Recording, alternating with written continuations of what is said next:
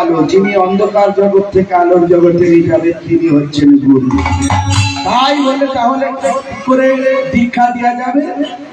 অদ্বৈত পারলেন না, ওই বাম পায়ে খেলতে খেলতে লিখে দিলে সেই বীজ মন্ত্র মহামন্ত্র।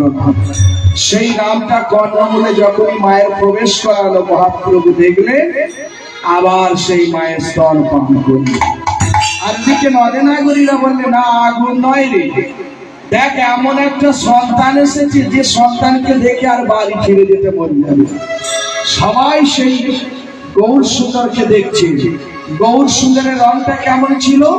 তপ্ত কাঞ্চন গৌরাঙ্গিনী রাধে বৃন্দাবনেশ্বরী বিষ্ণু ভানু সুতং দেবী তাক প্রণমে হরি প্রিয়। রাধা ভাব রইল বাহির জগতে, আর কৃষ্ণ তো ছিল কালো, সেই কালো ভাবটা রইল অন্তর জগতে। রাধিকা রা গোবিন্দের গো, দুই মিলে হলো নদী আর গো। সেই রংটা হলো চাপা ফুলের মতো, অর্থাৎ সোনার বর্ণ।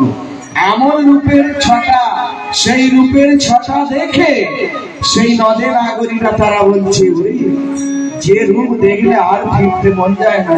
তারা আনন্দে আত্মহারা হয়ে উলুধ্বনি করছেন আর শঙ্খধ্বনি করে বলছেন, আমাদের গৌরে ধরে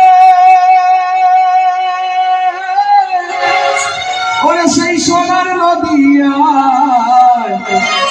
এবার উলুধ্বনি শঙ্খধ্বনি